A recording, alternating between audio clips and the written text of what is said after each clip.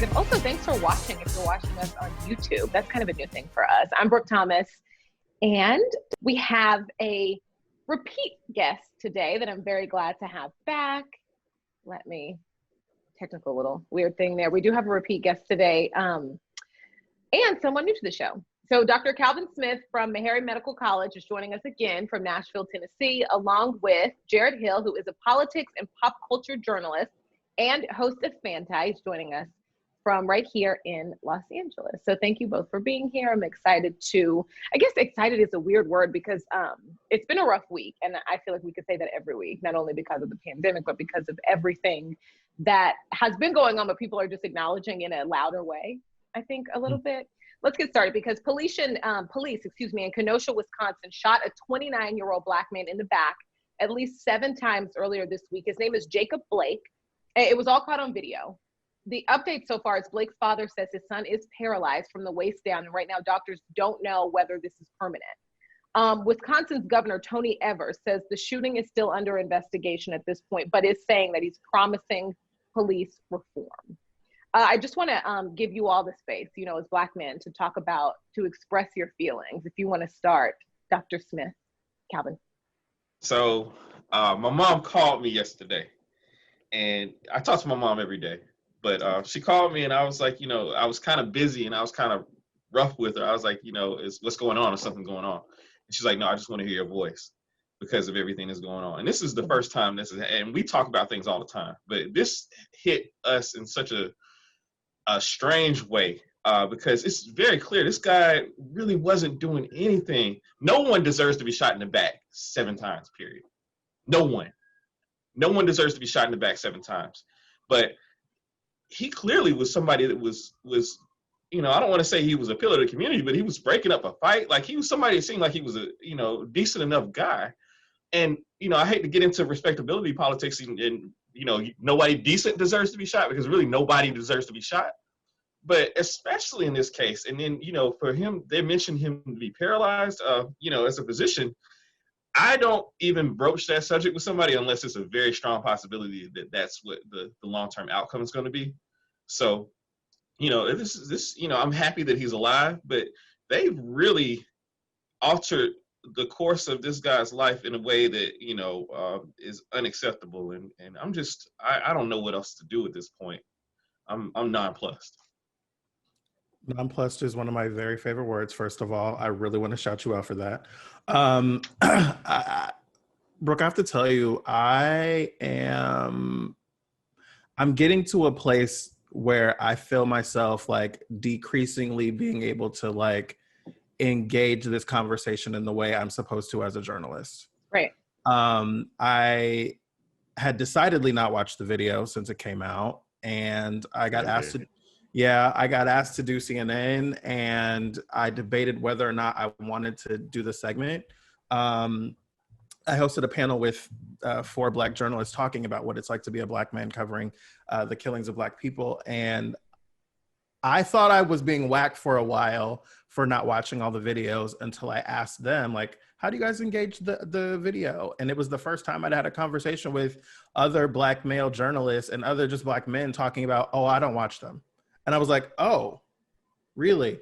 And I know that I have limited my intake of that kind of thing since Philando Castile. That was the turning point for me. Horrifying video. Everyone has a different moment, right? And the thing that still gives me goosebumps when I think about it is his little girl consoling the mom and saying, "It's okay, mommy, I'm right here with you." That I've never been able to get that out of my head. So when I approach these videos, I'm always cautious about whether or not I'm going to watch them. And I finally did watch the video last night, and I felt my whole body react when I saw him being shot repeatedly. And there's a rage that comes with that. There's a pain, but then there's just so many questions because you have to think, if police know that they're being watched, they know that they're being filmed. We've seen these iPhone camera videos, security videos, bystander videos, body cam videos. What does any of it mean? What does it matter? that we have body cam legislation. Like, can someone show me a correlation between body cams and increased conviction rates or even just arrests of police officers? Can someone show me like this idea that, you know, we're getting better, we're becoming a better country, we're having a reckoning with race, but you popped him in the back 7 times at point blank range, holding onto his shirt? Like, it's moments like these when I feel like maybe we're not getting any better, because Donald Trump and Republicans are at the RNC talking about, you know, showing us black men who have, you know, oh, the FBI agent who arrested me became my best friend. What? What? You know what I mean? It was crazy to me to watch that. And then they give him this pardon like we're watching Ellen or something, right? Wow. And they like on a tight shot of him hoping he'll cry. And so when we're in this moment where we're addressing anti-blackness and racism and all of these different things, like on the show I was on, they were asking, well, do we need to do more training about de-escalation? And no, we don't need to do more training on de-escalation, because you know how to de-escalate it when it's white people, right? You know how to handle it when it's a white woman or anybody else that's not black, right? So when I saw that video, and I've been watching this kind of story evolve over the last few days, I've been angry and having to really put it out of my mind to not feel about it. Because, and I don't want to continue to go on, but like his mom was on CNN yesterday talking about how she said that she missed the president's call and she respects him and she doesn't want, you know, violence in the name of her son. And I respect that, right? Like, I get that. But at the same time, I'm tired of being told that I can't be mad. Yeah. Right. And if people want to go like tear something up, I kind of understand where that comes from. Now, I haven't kicked out any glass, but you know what I mean? But like, I get where that comes from. Yeah. For a long time, when I used to watch Spike Lee's Do the Right Thing, I would be kind of upset with Mookie because Mookie worked with Sal, you know, and destroyed Sal. And then I grew up and I listened to some of the commentary that Spike said, and really, like, if you're more upset about the destruction of property than you are the destruction of lives and people dying and people being maimed, then the problem's on you. It's not on the people destroying property. We need to really rearrange the priorities of and really it's not on us. I think you hit on a good point. Like, we spend so much time worrying about how white people feel about, you know, how we feel. They don't give a damn about us. So why am I worried about how you feel? Fix what you guys have got going on. It's not on me to educate you on how to be a decent person. And we got generational, like, this guy had 3 young black boys in the car with him, 3 sons in the car with him that witnessed this. They're going to have to deal with this. I can't imagine the trauma, witnessing your father being shot in front of you, being helpless to do anything about it, and then having to kowtow to the people that are doing it. Like, it's just unfathomable to me. The lack of humanity that we have to deal with. You're right. The Baldwin quote is never more apparent to me than it is now. You know, where if you're black in America, you're in a constant state of rage. Constant state of rage. And if I could, I think about Cat Williams' piece that came out for Supreme 2 weeks ago or whatever it was, a week and a half ago. And in it, he talks about how, you know, black folks aren't going to attack you. Like, we've been here for 400 years and we've never done that. And like, there's truth to that. And like, you know, he says we're better people than that. We aspire to be better and we're trying to be better and we are better. But I also think about the ways that we have been conditioned to not respond in these kinds of instances, right? Like, how many times have we gotten messages that the police will shoot you in the back if you do anything that they don't like, right? How many times have we gotten messages that the government does not care what you have to say? The justice system does not care about justice or accountability for you, right? Like, and so I see these things continually happen, and I feel like each one of them, like, turns my dial just a little bit more towards, I don't care what you think. I don't care how you feel about it, right? I don't care how white people feel about this right now. I could go off. Also, because I didn't say this ahead of time, co-executive producer OJ Smith is here as always. Of course, I want to hear your thoughts as well. They can see you if they're watching this on YouTube, but just, it's like, is OJ not there today? I apologize. They just canceled the Milwaukee Bucks. Didn't come out to play their all the games today. The NBA all the games today are to postpone all playoff games because nobody was going to come out. yeah, nobody came out. And so, and this is a strike. I think it's important to get that right. This is not a boycott. Consumers boycott. This is a strike. A bunch of union members refusing to fulfill their duties as a form of protest. This is a strike. It happened an hour down the street from where the Bucks play at. I'm pretty sure some of them probably live over there too. I don't know about the community. I heard it was a really nice. Good point. Yeah, but I didn't watch the video myself, and I can't do it no more. I can't be numb to it. I don't know. I'm tired. I don't know what to do about it other than, like, I'm a solution-driven person. So my solution is to put myself out of harm's way. And the only way to do that is to leave the country at this point. Like, I mean, there are greener pastures. You know what I'm saying? There is a place where we don't have to be attacked. There's a place where we're welcome. There's a place where we can take our knowledge and the things that we have learned here and build a better future for ourselves. It's not a hopeless situation. And I mean, I'm talking about Africa, of course, because I've been in, everything I've been through. But I don't, that's the only thing that makes me feel not hopeless, completely hopeless. Like, I know I can, if I want to take that step, find myself in a better situation where I don't have to worry about these things. Like, they don't have they don't have a systemic racism problem out there. You know what I'm saying?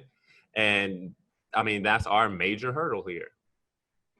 That's the only thing my mind can go to, like getting in the spaceship and flying away. Like, I'm tired, and then another thing that I was thinking about, like, picture how we feel right now, just as Black men, right? But as Black men, as a subgroup of Black people, not all Black men, but at least straight Black men, like the one who got shot in the back, we have it the best out of all the other subgroups of Black people. And this is what happened to us. And so everybody else, imagine getting it worse than this and having to put up with more than just being a Black man, having to put up with more than that. So to your point, number one, this is the fourth time this week I've had a conversation with someone talking about wanting to leave the country, right? Especially looking at the election and potential chaos, not even thinking about the final outcome of it. But the fourth time this week, and it's Wednesday afternoon, that I've had a conversation with a Black person about wanting to leave. But secondly, to your point about straight Black men having it the best, you talked about, like, the possibility of moving to Africa. And I'm like, Africa doesn't have the best track record with queer Black men or with queer people at all, right? That's the thing, actually. So it's like, you're even more limited. And I'm like, do I want to go to, like, a European country where I'm still a Black person amongst a bunch of white people? You know what I mean? Like, there's all these other questions. So that's just, as you were saying that, I was thinking about it. Yeah. And talking about straight Black men, the pathology of dealing with all this stuff, we take it out on the people that we view lesser than us. Right. You know what I mean? Right. And we internalize it and spit it out in ways where we make people who should be our allies, we antagonize them. You know what I mean? Black women, this together. trans women, especially. Thank you, Brooke. That's the same thing, but I get what you're saying. And the LGBTQ community, as a whole. Yeah. Our show on Fanside this week is talking about our show. At the risk of a shameless plug, like, our show, word Fanside is we're all in this together. Fanside is a portmanteau of the word fan and anti, basically the idea of, like, really liking something, but also really being challenged by it. And so this week we're actually talking about Black men. Like this country, right? Yeah, that was actually last week. And so we were talking about the Democratic Party and voting democratically, but, like, this week we're talking about how, straight Black men show up in the world. And, like, there are good parts of it, but there's also some bad things that we have to really reckon with. And I think that I appreciate, OJ, you saying, like, I have to take care of myself and, like, make the choice to not watch these videos. I can't be numb anymore, right? Like, I am appreciating that right now. I'm hearing more Black folks, not just men, but men as well, talking about how this is affecting them. Because, like, at first it was just always so shocking and jarring and, oh, it kind of hurt. And like, but now I feel like we're hearing more people talk about what it feels like to see this week after week or month after month, time and time again. And the scenarios like are so similar, right? Like this situation that happened was not too much crazily different than so many other ones that we've seen before. So it's incredibly frustrating, but I'm hoping that we can figure out what to do because it's not getting any better. Jared, there's something that I wanted to talk to you about specifically, all of you I wanted to get, because I think we all participate in media, whether it's journalist or consumer. But I'm glad that you brought up journalism because there's so many ways that we have to challenge what the system has taught us. And I talk about this all the time, how objectivity, as we've been told it is a complete farce.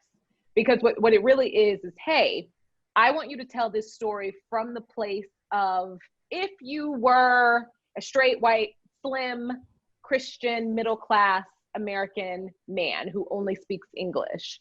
And that's not objectivity at all. That's an absolute bias. You just want everybody to participate in it. And so when you talk about how like seeing something like this, you struggle as a journalist, I think you're more wrong to view it as you're struggling. And because I can't imagine saying anything that's the absolute truth, how that would be subjective. You know, it's like, we're allowed to say child abuse is bad.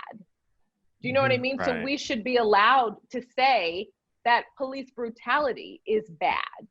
We should be allowed to say that racism is racism and it is bad. And that's so frustrating for me. Even like the tiniest example, and I feel like I've given this a lot, but being in a super small market, right? When you start out, if you have like a kicker story at the end of the newscast, it's two people that got married, two people in the community or something. It's like, congratulations to the happy couple. Somebody had a baby or something like that. But if it's two men, then you can't say congratulations because all of a sudden that's you giving your opinion. Right. You're giving an opinion on gay marriage. You're giving an opinion on gay adoption or things like that. And that's so bad. Like, you know what I mean? If you want, it's just so bad to pretend as if our perspectives, all of them, don't shift and change, how we view things. I'm a Christian. I grew up a Christian. I can still tell stories about, and I hope that I've done, a good job, like being open and telling stories about people who are Muslim, people who are Jewish, people who are atheists. Like it has nothing to do with where I go to church. And I'm a Black woman. And of course that's going to affect how I tell all kinds of stories, but that doesn't mean that I can't tell stories fairly because I think my job is the truth. The problem is that we don't get that space to be considered normal and then normal enough to have a truth. I think, go ahead, I'm sorry. Oh, well, I was going to say, like, I had not heard that example that you've given about like the kicker at the end of the show. And but you can see it though, right? Oh, 100%, right? So I haven't had that experience, but I was like, of course they told her that. Like, it's just, I remember it's an understood kind of thing. Yeah, I did, and I didn't even say this, but someone else said it and it caused everyone to have a private meeting with the boss. This was later on in my career, but when Kaepernick first started kneeling, it was Spike Lee had said something like, hey, this is his First Amendment right. And someone else on the show said, listen, regardless of whether you agree with what he's doing or not, Spike is right. That is his First Amendment right. And we all got a talking to about how that could be viewed as an opinion and that could be very offensive. And it's like, well, wait a minute. It's not an opinion. Of everything, my literal existence is going to be viewed by a large amount of people in this country as an opinion. So as some form of a statement, but that's not an opinion. My job is facts. If somebody says, hey, it's raining outside, my job is not to go and find someone who says it's not. My job is to look out the window and report the news. So that's just so I'm sorry, Jarrett. No, I'm saying like what you're saying is a perfect example of why objectivity doesn't make sense, right? Because if that gay couple getting married, if they had been straight and white and Christian and, male and all of those different things, right, then it would not have been political for you to make that kind of a choice to say congratulations. Right. And so those people's kinds existence. Right, because white is the default for human, right? Right. Whenever we're talking about people, we're talking about white people, right? Mhm. And that is not my original thought. It's a friend of mine, Fanchon Cox, who says that to me, and she's like, "White is the default for human." So, like, if it is a black man taking a knee for black, to end police violence against black people, oh, that's political, because being black is inherently political, being gay or queer is inherently political, you being a woman is inherently political. Like, we all live in so many intersections that make us political, and I think that was just a perfect example of that. I think so what caused me to want to have this conversation, this part of it, was a bunch of journalists on Twitter have been, and I imagine that they've been having these conversations privately as much as I have, and I imagine you have. So much of news, when there's something to do with a police officer, so much of the story is not necessarily reported as much as police are given the freedom to shift and control the narrative. And it's an institution in our community. These are institutions in our community that we should be holding accountable. We should be reporting the facts, not allowing them to be their own PR and give it to us. So like the statement, police involved shooting. That doesn't even make any sense. What does that mean? That's not well reported. Police shot somebody. If that's what happened, then that's what happened, and that's what you should say. But so often we're giving little terms and different words, and we go with that because that's all the information we have at the time. But especially now we have so much more information. We have videos. And people are still nervous about just reporting, hey, a police officer shot this man. Instead, there was a police-involved shooting, which makes it seem like there's some weird shootout, which didn't happen. Right. Because let me tell you, if someone shot the police, they would be very clear about that. And that is the story that you would have. Police officer shot. Yeah. The headline matters more than anything right now. It does. It just should be factual. It does. Yeah. And so the slant starts in the headline now. And it's, journalistic objectivity is gone in terms of like, you just basically everything is slanted one way or the other, and you get your sources of news from one place to the other, and you kind of know that going in. And when you read the way that they present it in CNN, for instance, versus the way they present it in Fox, like it's almost like two different events have occurred, and hey, if you throw in MSNBC, it's three different events, bro.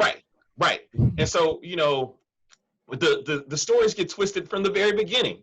Like and most people only read the Twitter blurb and don't click on the actual article. There's too many words in the article, And so, nowadays when you make a headline like that, it's intentional. And you have to be responsible for the outcome of those headlines. And what the outcome of those headlines is that Black people are suffering. I think have you seen go ahead. Go ahead, OJ. Well, real quick, just have you guys seen on Twitter when you try to retweet a news story that it gives you a warning, says, hey, if you did you read the story? Or it gives you some kind of like pop-up notice, like, did you read the story? Or if you read the story, it'll be, your tweet will be more accurate. Yeah. And it's a shame that we have to do that. I haven't seen but that. I mean, I like it. Honestly, like if you could give people that little bit of warning, like, hey, don't look like an asshole. But like the people who wrote the article could also do that just by how it's presented, and that's so frustrating. Right, but basically the warning, the message behind the warning is read the article first. You know what I'm saying? Right. Yeah.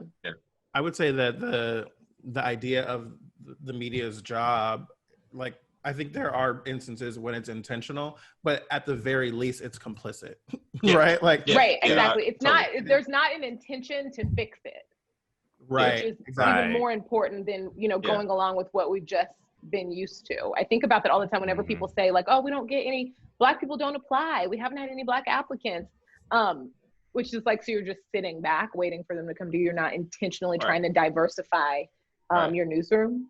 Right. Which is why aren't they big of a problem as you intentionally not trying to diversify your newsroom. Okay, let's move on to our next story because they blend in together, unfortunately. But Kentucky Attorney General Daniel Cameron gave a speech Tuesday night at the Republican National Convention. He talked about his support for Donald Trump, and he did mention Breonna Taylor, of course, the Black woman shot and killed in the middle of the night in his state while police were executing a no-knock warrant.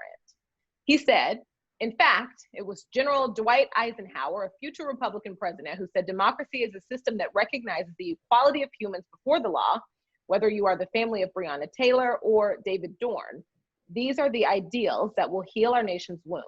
Then later he said, Republicans will never turn a blind eye to unjust acts, but neither will we accept an all-out assault on Western civilization. Outside of the RNC, of course, as far as the Breonna Taylor investigation goes, he has only said it's ongoing, and we know no arrests have been announced. I will start with you, Jarrett. You know, what do you think about a sitting attorney general, someone with such a spotlight on him right now, speaking at a political event like this?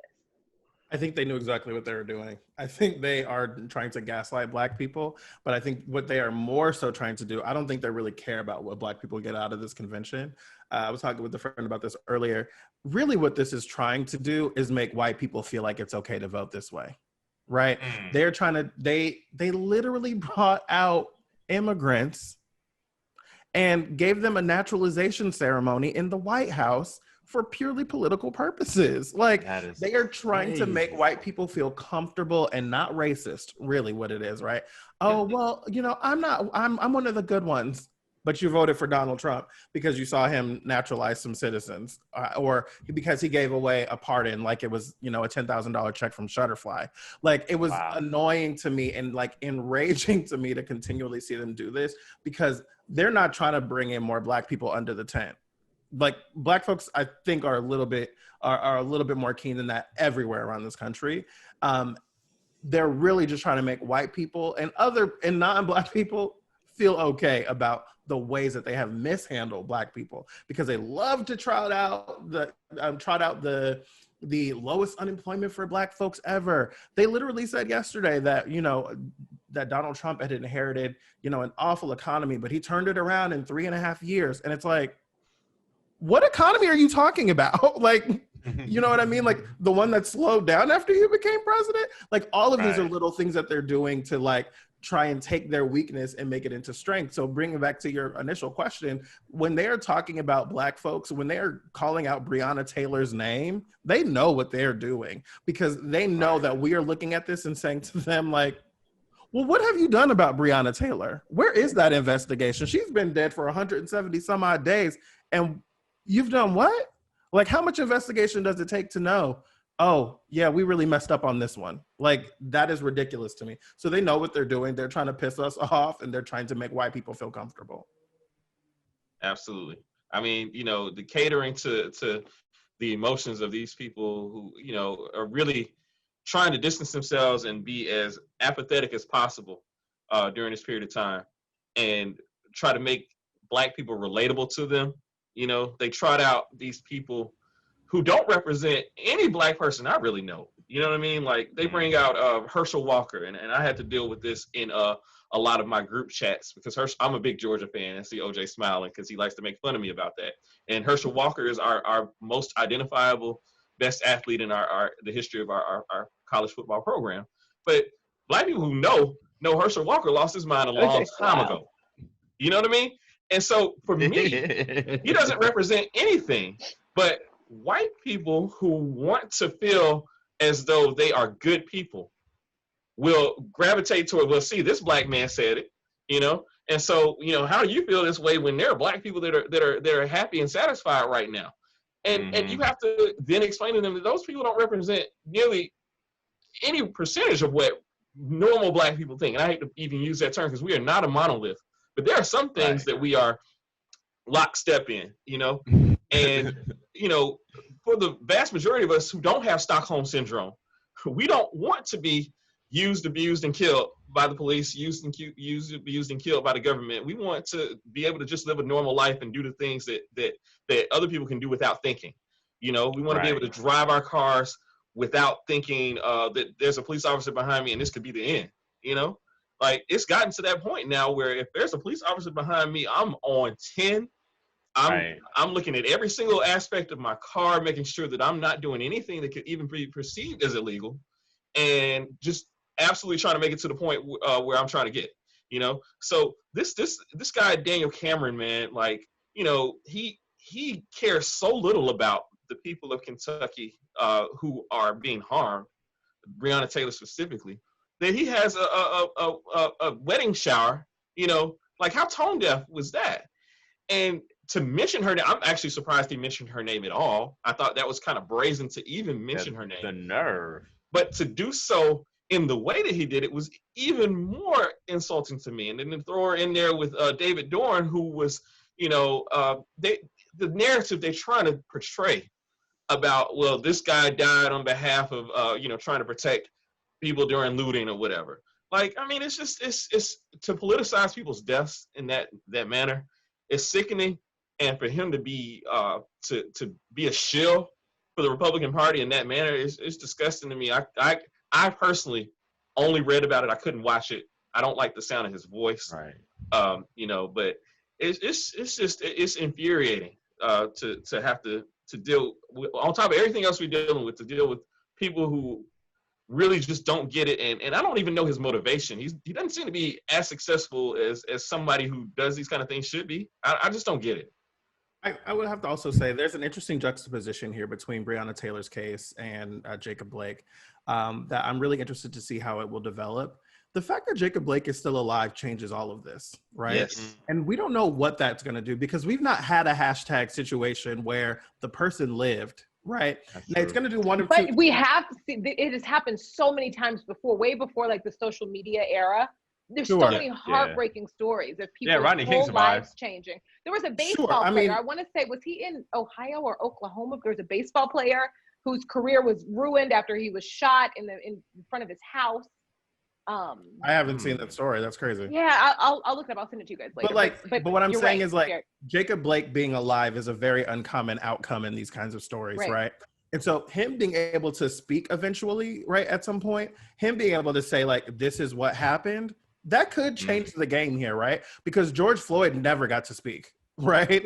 Like, George Floyd's story was over there. Eric Garner's story was done there. All of the myriad stories that we could name, including Breonna Taylor in this situation, they don't get to come out and speak about what happened to them. So I'm really curious to see what Jacob Blake being alive, what that does to this story. Because either people are going to be like, oh, well, he didn't die and it's not a big deal anymore and it will die down. Or people will be like, but what does he have to say? Mm-hmm. You know what I mean? Tell us what happened from your perspective. Like what happened? Exactly. Speaking of Breonna Taylor, am I the only one who like that story is so crazy to me that sometimes when I'm by myself, I look at my door and wonder what I would do if the police kicked the door in all of a sudden. Oh yeah. I'm not the only one that does that. No. Absolutely. If I hear somebody like kind of stomping towards my door, like there's some kids that, walk or, heavy-footed, run past to their auntie or grandma's house, whoever that is over there. And sometimes I'm like, oh my God. I have to think that's not the police. You know what I'm saying? But I was wondering. But that's crazy. Yeah. It was crazy to me that that's what would I do? Like, how do I say that I'm innocent? Like, what do I shout? What do I throw up my hands? Do I dive for cover? Do I run? What do I do? Do I just am I forced to just take the L? It's the Kobayashi Maru. There is no correct answer. I don't know if you guys are Star Trek fans or not, but in Star Trek, the Kobayashi Maru is a scenario where it's designed where nobody wins. You have to just kind of give in and say, hey, there's no real solution. And in a situation like that, the only way you can win is to cheat. And I don't know the cheat code yet. Yeah, there ain't no cheat code. I mean, what's so egregious about a story like Breonna Taylor's, or even if we remember Botham Jean in Texas with Amber Geiger, what's so egregious about those stories, and I can't remember the name of I want to say it was a woman in her house that shot back at the police. It was like 3:00 in the morning. They were playing video games with their nephew or something like that. Yeah. Oh, Tatiana Jefferson? I think that's right. Wow. So the police officer shot through the window, right? Is that exactly. Austin? Yeah. What's so crazy about those stories is if I'm not safe in my house, right? Where am I safe? And if I can't defend myself, and if I can't defend myself, right, then where can I defend myself? When there are lawsuits across the country where people have broken into someone's house, injured themselves, and sued the person who lived there, right? Like, it is crazy to me to think that police can come into your house without cause. And Well, we're investigating it. We're looking into it. Like, how much conversation is there to be had? Y'all were wrong. She's dead. Right. All right. So want to lighten the mood a little bit. So it's like a weird transition, but I want us to breathe and be able to have a little fun if possible. So I figured let's talk about TV because it's something that there's a slew of like Black TV shows announced that they were coming to Netflix, and people are rediscovering all kinds of other stuff. There's new shows out, Lovecraft Country. Jarrett, you had this like tweet thread about that. I did watch it because of your tweets. I'm watching it. I think what's funny, I'm watching Moesha and The Game right now, right? They're both on Netflix. That's funny. And unlike a lot of other older shows that just do not hold up, I don't think these shows don't hold up. I just think I am such a different person because how did I not realize Moesha is a terrible human being? Did I just love Brandy listen. Much? Did I just love Brandy so much awful. that I didn't notice that Moesha is just a terrible teenager, a terrible human being? Yeah. And on The Game, Derwin and Melanie should have never been together. That was just the worst garbage relationship ever. I was like, oh, they fought through everything. Don't ever be with somebody like that. It was a terrible relationship. Like Derwin was trash. No shade. And then Melanie was trash too. They brought out the worst in each other. Yeah. Trash TV characters were able to exist in the 90s very well. Like Zach Morris. Is trash. Zach Morris was an awful person. Martin was an awful person. Yeah, all these guys. Martin's terrible guy. Terrible guy. Right? Martin's is awful. Well, I think we're all like. Martin was a terrible guy. Pam didn't deserve any of that energy. Zero much. And he treated Tanisha, what is her name? He treated her. Tashina Pam. Yeah, Tashina. No. He treated his girlfriend, his own girlfriend. Oh, Gina. Yeah, he did. Gina. Right. He treated Gina awful. Awful. I think what's different now is like boyfriend. We all have like the lens of 2020. Yeah. How we stop this? It's actually the thing. Like with Moesha, right? I'm sorry. Well, right. No, because you're just like, I'm sorry. You said what to her? Or you told your wife to her? Or you know what I mean? Like, you were okay with what? Like, we had a whole hashtag moving about that 5 years ago. You know what I'm saying? So like, it's a whole different thing. I will say the show that really is still holding up for me is Living Single. Yes. Oh, it for sure is. It is. Yeah. Living Single. Ride the Maverick. The best. I've been watching The Fresh Prince on HBO Max, and I'm like, it has moments where I'm like, all right, but it still holds up pretty well. But overall, and I think the same about like Moesha, it still holds up. There were like Sex and the City does not hold up for me like it did when I was like young and watching it. I'm like, oh my God, OJ's not hearing you, bro. Whole thing. OJ's not. Wait, you don't think Moesha holds up? I listen. At one point, during Moesha's the episode when she rejected that car, the Saturn, the brand new car, Yeah, the brand new Saturn, because she wanted a Jeep. Listen, I Saturn, dipped on the whole show. Saturn rest. I dipped on Brandy as a person. Like, that's how much it bothered me. I swear to God, I stopped listening. I didn't want to hear music no more. Almost doesn't count. Like, well, you should have took the car then. Like, like your dad loves you. What are you doing? Like, have you ever accepted a Saturn? I'm saying a free car, dog. Like you over a Saturn. That was barely making it. And they were also so fat phobic. They were so mean. Kim was the best, like kindest, most supportive friend ever. Hakeem was the best friend ever. They were awful to them. Moesha was awful. Now, Brooke, I'm this is off brand for me, and I'm challenged even thinking it, let alone saying it in front of a microphone. But say it. But one of the shows that is not aging well for me is the Oprah show. Oh. Now rock with me. Okay. Because Own is playing like old episodes of Oprah. Okay. And like, there's a lot of fat shamey conversation in all these weight loss episodes.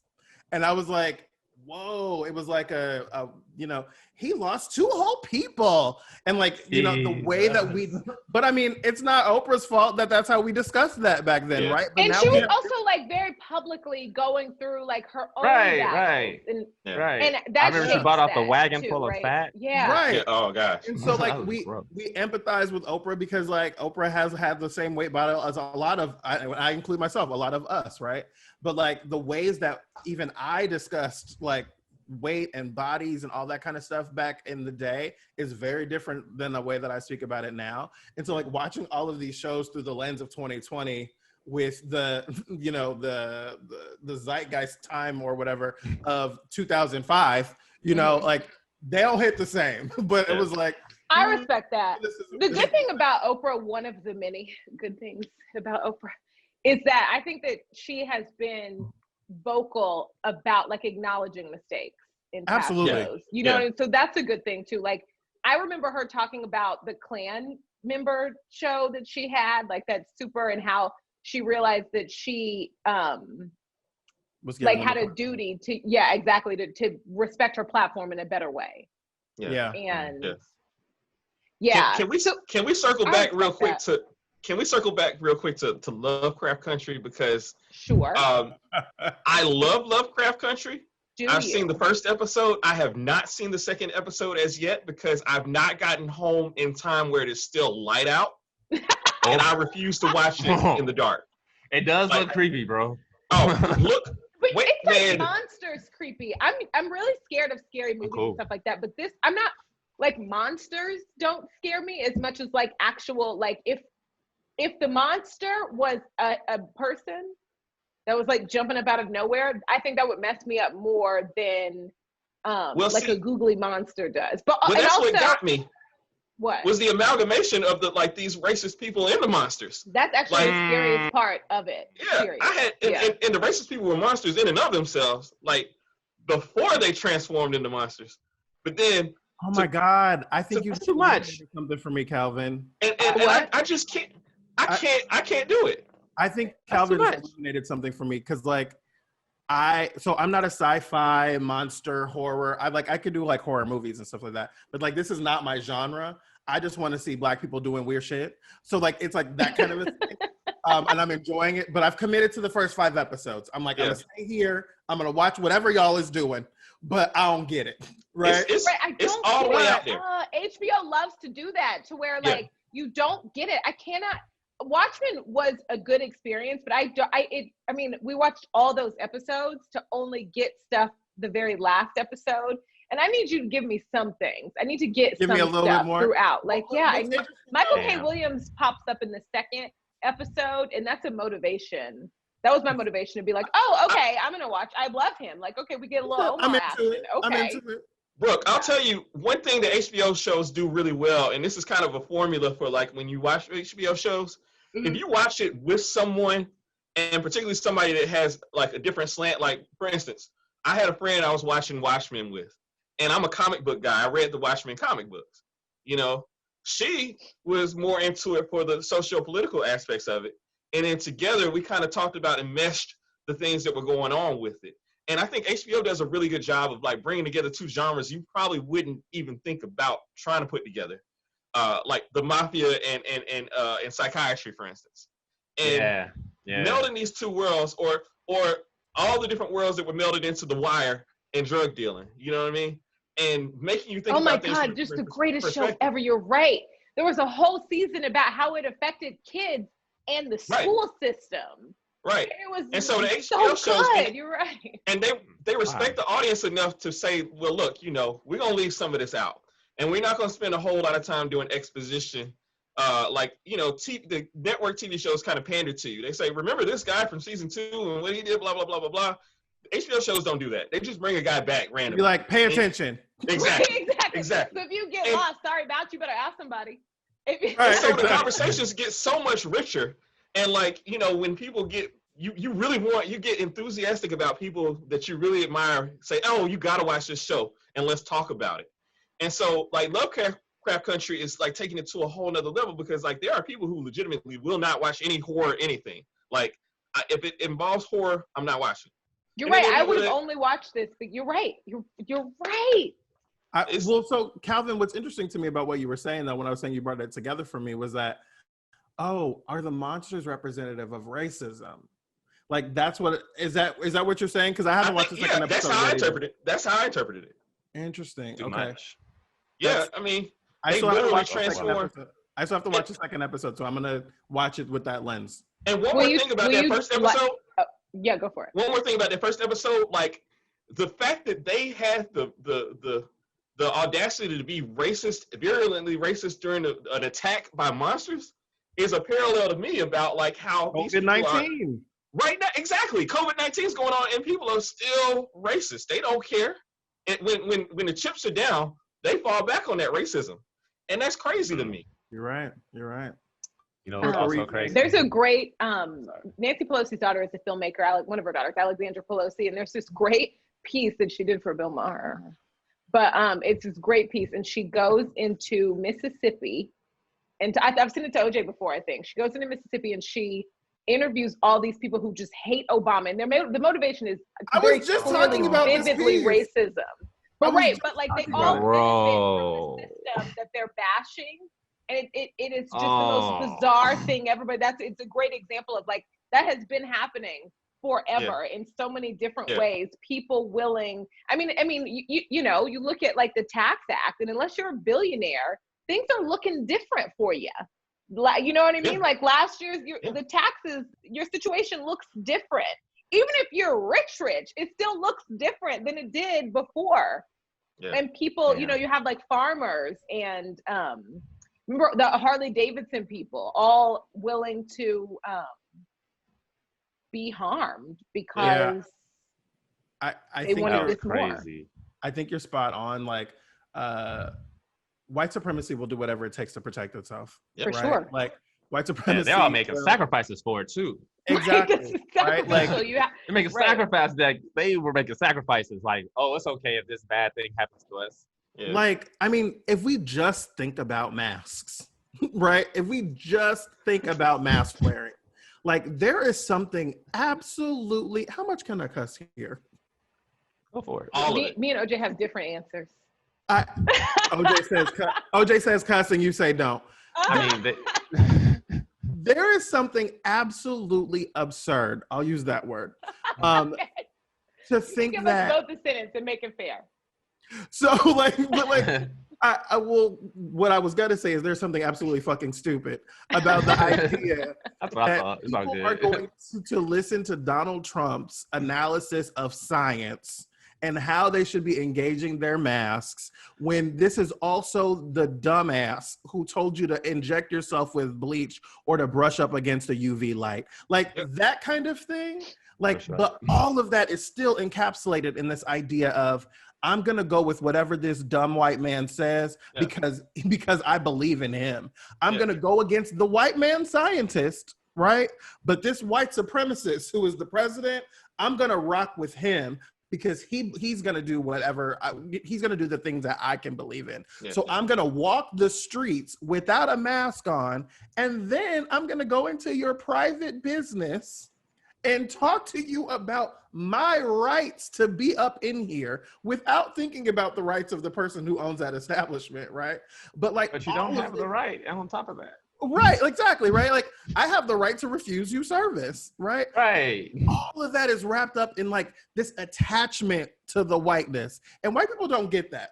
Like, for a lot of white people, I sound crazy right now. But, like, if we really boil shit down to the nitty-gritty, if we really reduce it down to that good reduction sauce that you would really pour over something that you're going to eat, the real sauce there is white supremacy. That's all it is. All right, let's do Out of Africa. Every week, OJ hosts a segment we call Out of Africa. You know, sometimes we explain it, sometimes we don't. I like it when we explain it, though, because like the idea is to normalize world news, but specifically out of Africa. It's the most gigantic continent, right? Asia is the biggest continent, but you get what I'm saying. It's a really big continent, and we don't hear about just everyday stories out of Africa, talking about Africa in ways that we should. And I think that it affects the xenophobia sometimes. How Americans view this continent there's a bunch of different countries, it's vastly different areas, and the way that it's talked about is still so problematic. Right, and not only to normalize it, but because it's home, and a lot of Black people don't realize that or feel that, And that's because we're unfamiliar. How can you feel like a place is home if you're unfamiliar with it? And we all know that's where all Black people come from. We all know that's where we're technically from and everything else like that. But if we don't know what's going on there, how can you have an attachment to there? Speaking of, Akon recently said that on a DJ Vlad interview that Black people need to get over slavery. And in Senegal, they don't think about it. They're past it. They've moved past it. And Black people out here to do the same thing. My personal opinion is I've heard Akon speak, and I follow Akon because I recently fell in love with Africa, and he's doing a lot of work in Africa. Mm-hmm. And so I know what he's saying, actually. You know, he has a larger message there. And the larger message is that it kind of what I was saying earlier, as far as there's a better place for you to be at, and that's in Africa. There is like the reason why we haven't got over slavery, me, as far as what I think, is because that's all we know. And in America, they only teach American history. And American history, that's our origins. That's our origin story as far as American history goes. And so that's why we can't and won't get over slavery, because that's all we know. That's where our history starts. That's our origin story. And I mean, also like, I'm sorry. I think that's where our Akon kind of is confused at, and as far as why we won't get over slavery. But his point is that in Africa, they have gotten over slavery. They've moved past it. And what is holding back, his point is us being so caught up and mad at slavery is why we can't advance and move forward as a people and a society.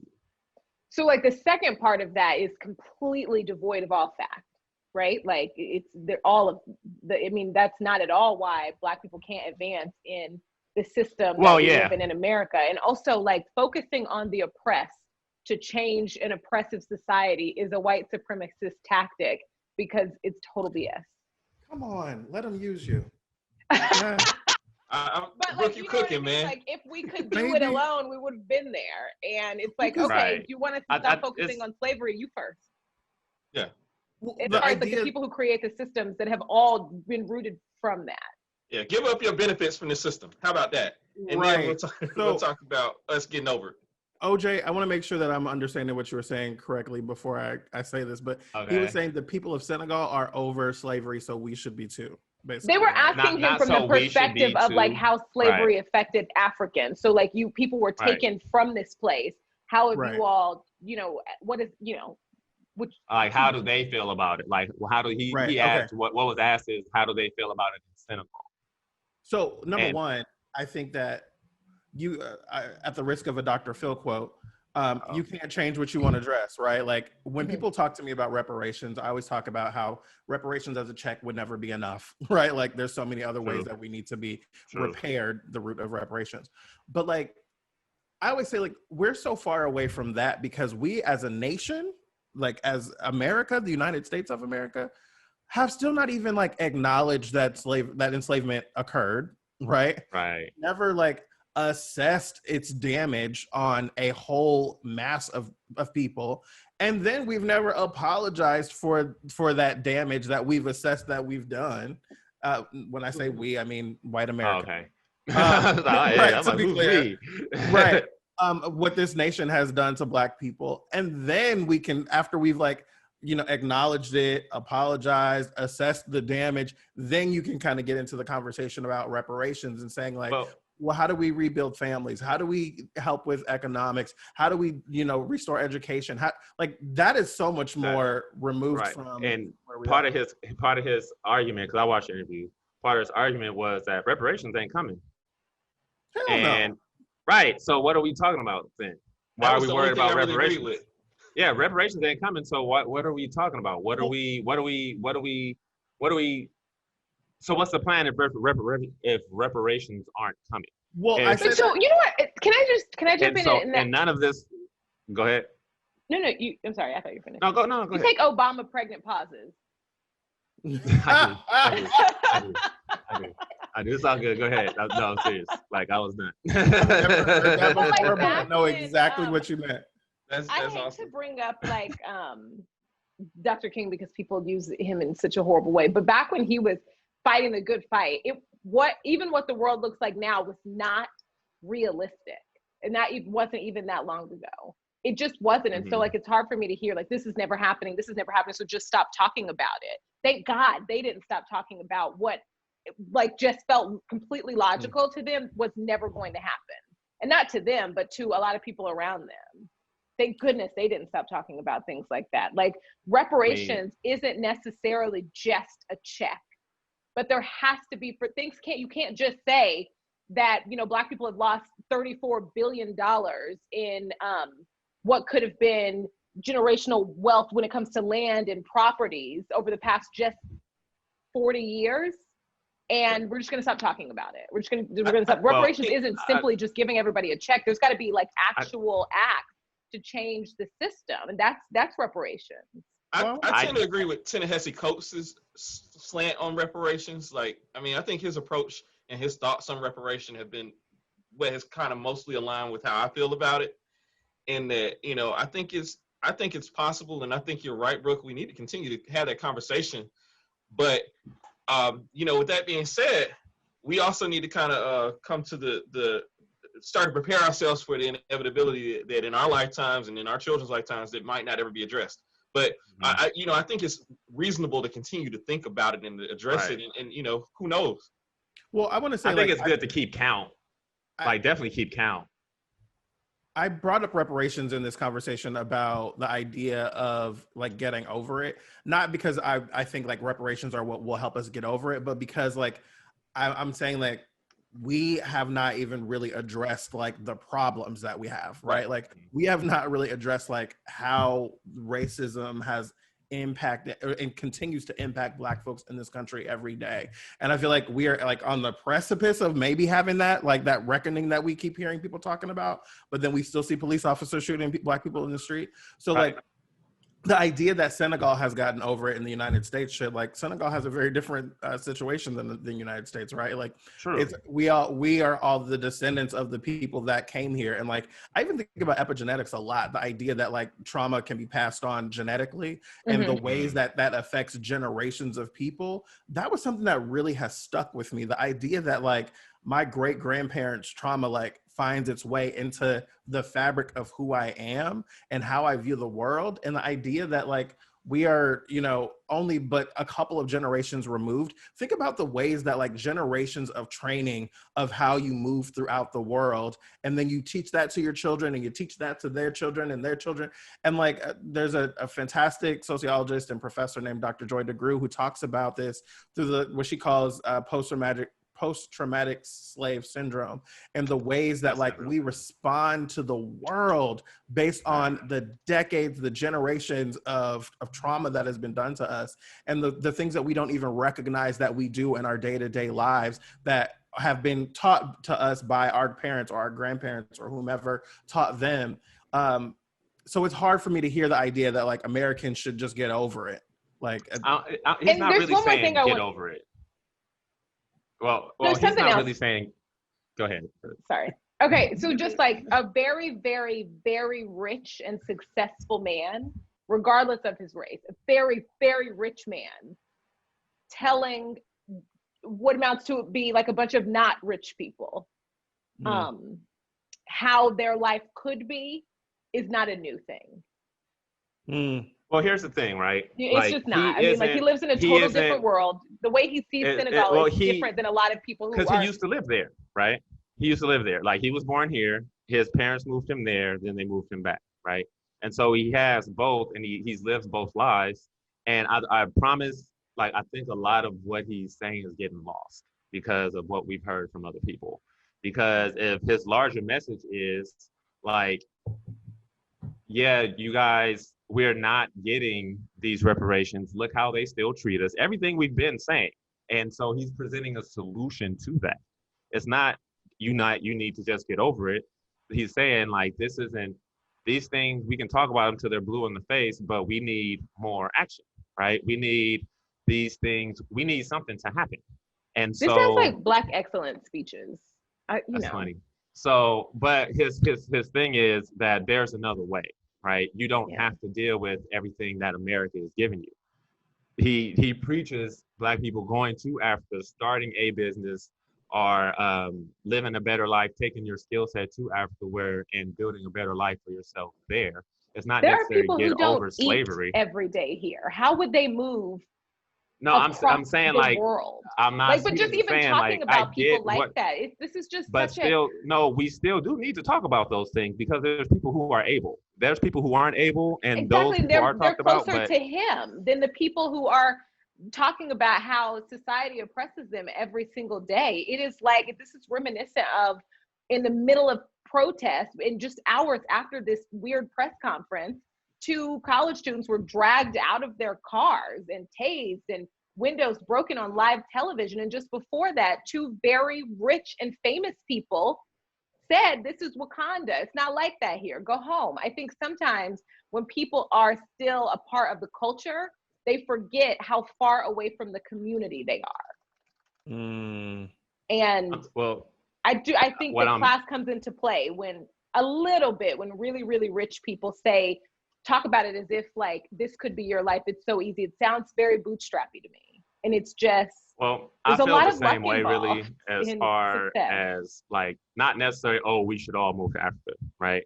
But at the same time, like everybody always says or talks about, oh, it's the mindset, oh, it's this, that, and the third. But nobody has a plan for action. Nobody has a plan for moving forward. I always hear about, everything goes back to people who can, or we can't do this, can't do that, this, that, and the third. But nobody talks about what we can do. And that's what he's talking about, is what we can do. That's it. Like, okay, so you can't eat, but what can you do? Or every Black person in America actually doesn't have the means. Most of us don't have the means to take a vacation in Africa, because that's what it is. It's a vacation. It's not, you have to go there a few times to figure out if you want to live there, go back and forth and whatnot. And that's expensive. So at the end of the day, it's not like he's saying, he's saying that we need more of an action plan. Like, I will agree. More action is needed instead of talk. I will agree with you that we have to be the change we wish to see, right? Right. Like I think we have to interrogate, what does get over it mean? Right? Like, right. Maybe we have to start there, right? I think what do you say? Because realistically, I think it's important for us to acknowledge that, like, we are not in this situation just we are not here existing without other forces, right? So like, I definitely understand the perspective that we need to be empowering ourselves. We need to be doing work on ourselves and for our communities and all of that. That part I can agree with.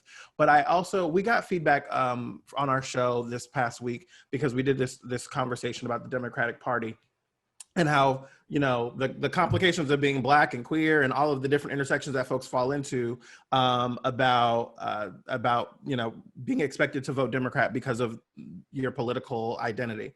And the feedback came and it said that, I think all of what you all said was right about the party. However, it did not consider the Republicans, right? And like what the other side of the argument was. And if we're looking at this from the perspective of like Akon talking about Black Americans need to get over it, I think like and I know that's not like the sum of what he was saying, but like essentially what he was saying is like, you guys need to move on from this. Right. But he said, let the past go. I think it's actually more, it doesn't really say getting over. He said, I think the art of just letting the past go and moving towards the future. That's an unhealthy mind state. And, I kind of have been just sitting here pondering over it and thinking about it. As a physician, as somebody that cares about mental health, that's an unhealthy mind state, period. Telling people just to get over something, to grow past it. No, you have to be able to deal with it and reckon with it. And for him as an outsider, I don't care if he spent time here in America, as what it really equates to an outsider, as somebody who is financially well off, as somebody who no longer is a part of this narrative here. It's very easy for him to say that. And it's damaging. It's just like your family members who tell you to grow up and get over things. We got to stop that with each other. We have to heal and get through these things, and letting go is not a part of it. What does that mean? What does that look like? So what it's, does that it's look two like? parts to it. And then it's been going on for a long time, so why haven't we done it yet? So like, we don't control the system. There's so okay, we then what is that? So we're just going to be stuck the whole time. So we're just going to be stuck the whole time. But we're not stuck. We're not doing anything. There's so many activists that we could like. We talk. I feel like we talk. Nothing's changing. Nothing's changing. We just talked about in the beginning of the show.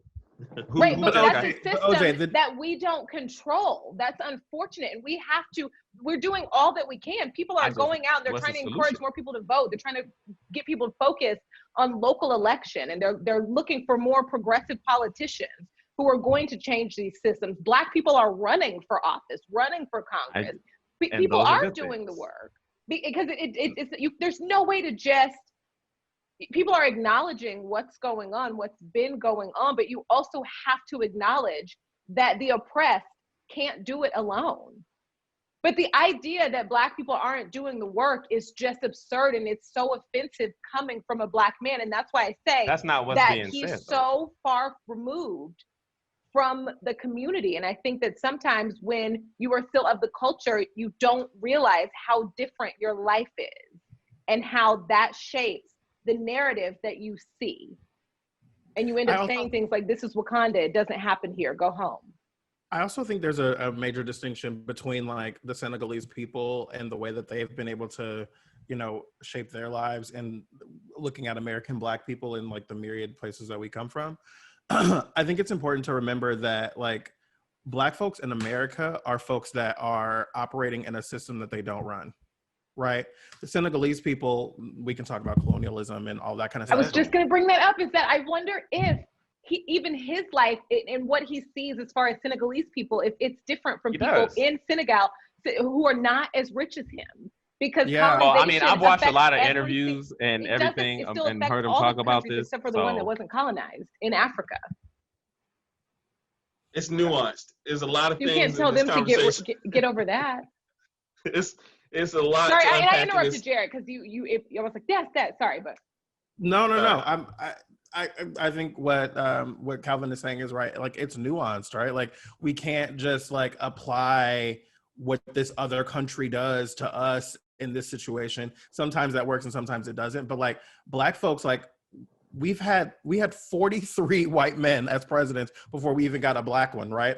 And all of that, the work that has been done there is trying to be destroyed and erased. So like the idea that like Black folks have the autonomy here in a way that they do in African nations is just not, the comparison to me is so difficult to make because it's kind of apples and oranges. If Black folks ran the government and Black folks like ran the police and the state and all that kind of stuff, like I feel like I would feel differently. I don't think he's wholly wrong, but I think the comparison is just a really difficult one for me. Yeah. As a person who, right after George Floyd, I'm a physician. I got relative means. I'm no kids, no wife. You know what I mean? So I started to look into right. I started to look into I got it. It's fine. People too bad. Okay, I'm not by any means claiming that, but I'll say this: I thought maybe I had the means to expatriate. This is where I'm going with this, and even for me, it would be exceedingly difficult for me to expatriate. Like at the point where I am now, for me I have to look into jobs over there and getting the visa and all these kind of things. So it's, it's not just as simple as packing up and moving. And even if I were to do so, I would want to bring my family with me. And I get your point, OJ. Ideally, rich Black people and truly rich Black people, not somebody with my level of income, but people richer than me, should want to help bring up other people, like what Robert Smith did, in terms of paying off student debt and things of that nature, right? Ideally, that would be the best solution. But, they have made it exceedingly difficult for us to expatriate. And now, like, our passports don't even work in most countries. So, and this includes our brothers in Africa. They don't want us we can't get there right at all.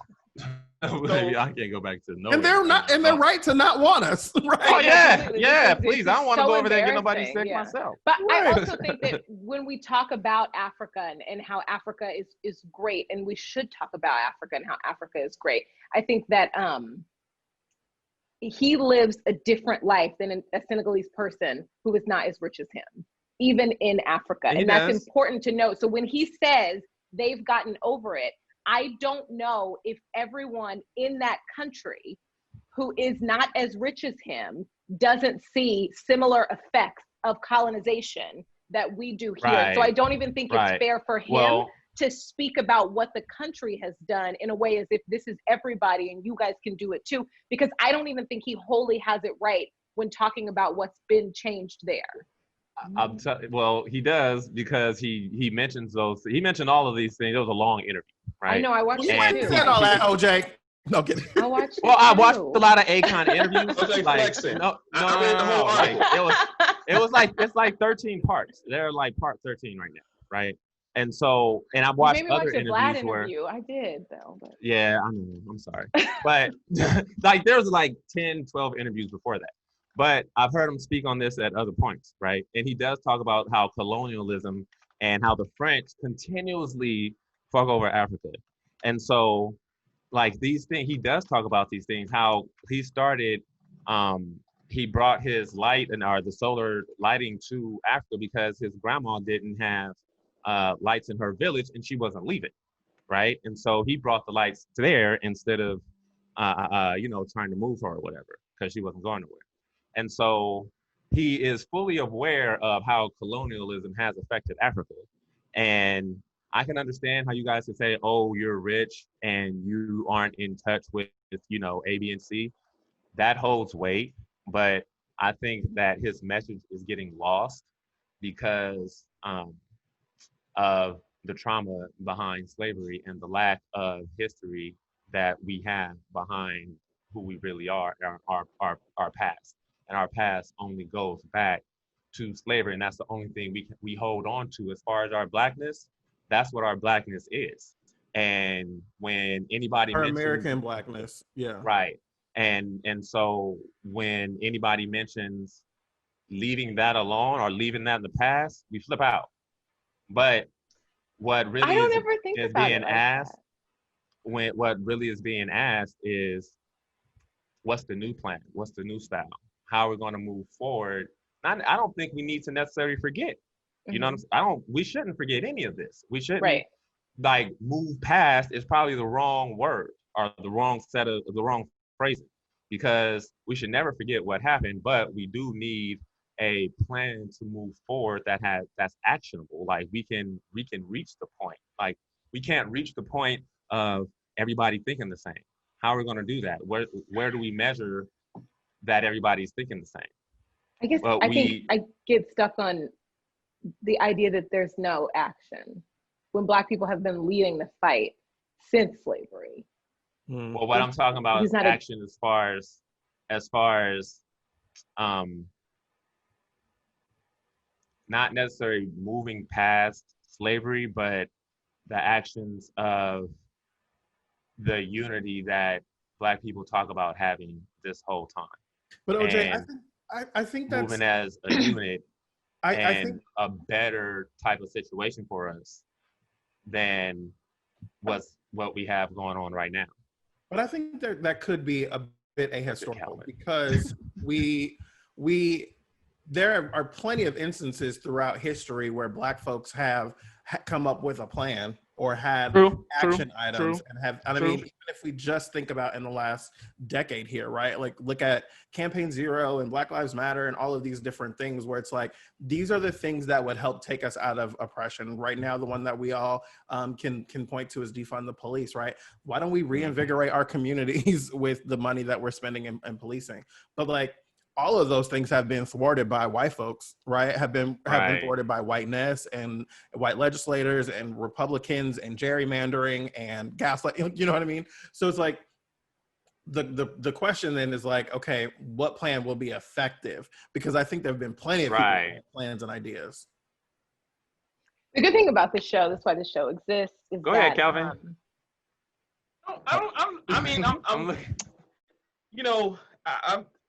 As I said, Akon is speaking for Akon, and that's how I feel about it. Period.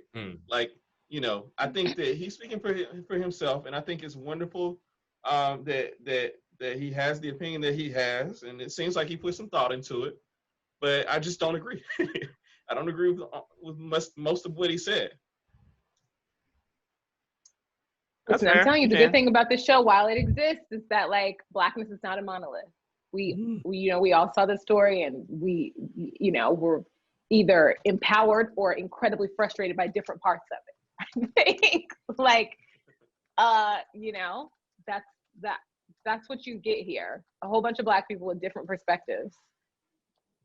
And are the same sometimes. Sometimes they're the same. Exactly. We were all somehow raised by the same woman who would never let us go to McDonald's. But oh my God, the trauma. You got McDonald's money? You got McDonald's money, but then also why was always offering McDonald's when she was tired. You know what I'm saying? Like hey, my favorite was we got McDonald's at home, and it was like two pieces of white bread. That ain't McDonald's. This ain't McDonald's. Ain't McDonald's. It's some spaghetti and apple pie in my toy. Okay. And it don't come with no toy. Or like my grandma used to do this thing where she would be like, we would be at like Furs after church on Sunday at like 2 p.m. And she would be like, you better eat because I ain't cooking when we get home. I'm sorry, I'm not going to bed for another 7 hours. What's supposed to happen at 8? What? This is supposed to sustain me until bedtime? This is a late lunch. That makes me think about when I was a kid. I was getting a vaccine as a kid, and I was getting a shot, and I remember distinctly my mom being like, oh, I hate this. She's like, it's okay, babe. Just think about Taco Bell. We're going to go get it right after. And I'm like, wow, how did that condition me? I was like, all I want is a chalupa. Like, that's all I want.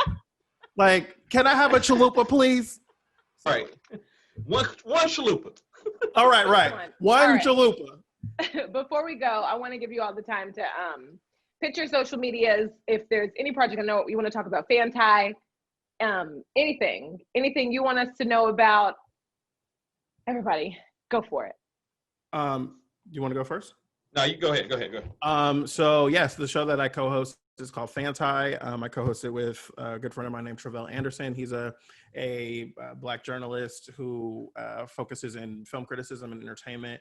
And our show, like I said, it really focuses on the complicated relationships that we have with culture, with stars. Our first episode was on Kevin Hart and Kobe Bryant back in February, the Gayle King Kobe Bryant thing. And we've had conversations about the Black church and being Black and queer in the barbershop. And this week we're talking with straight Black men about, the ways that straight Black men have not always shown up for Black women, for queer folks, for trans folks.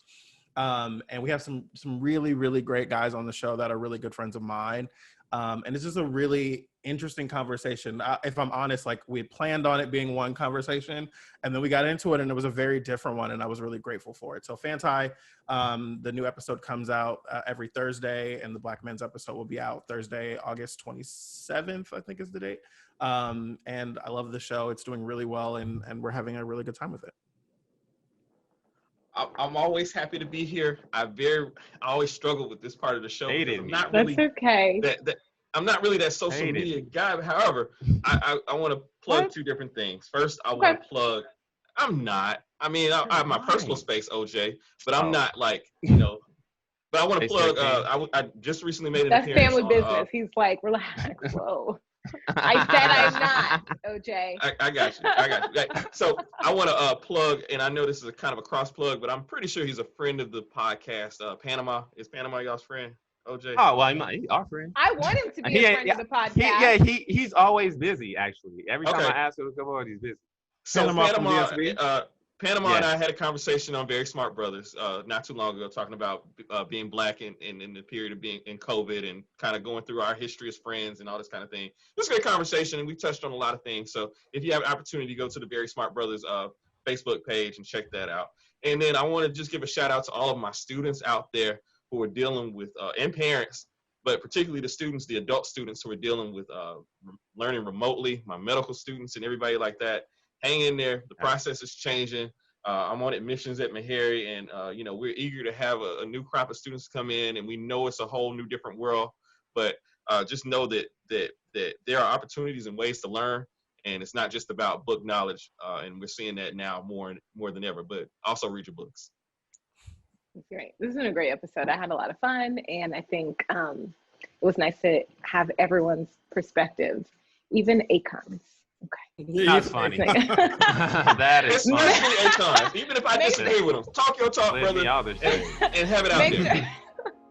Make sure to check us out on YouTube. Look, you don't have to do that. You don't have to do that. Right, she let me have it. It's all good. She laid me out. It's all good. Also, when OJ is like really tickled by something, it's like a drier response than when he thinks something is slightly funny. And so I feel really proud when I get a "that's funny."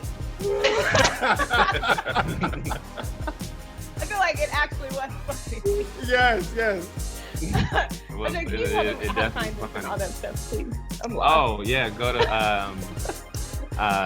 conpodcast.net and you can subscribe to all of your favorites, whatever platform you need. You listen to your podcast on. Subscribe on all of them. That works too.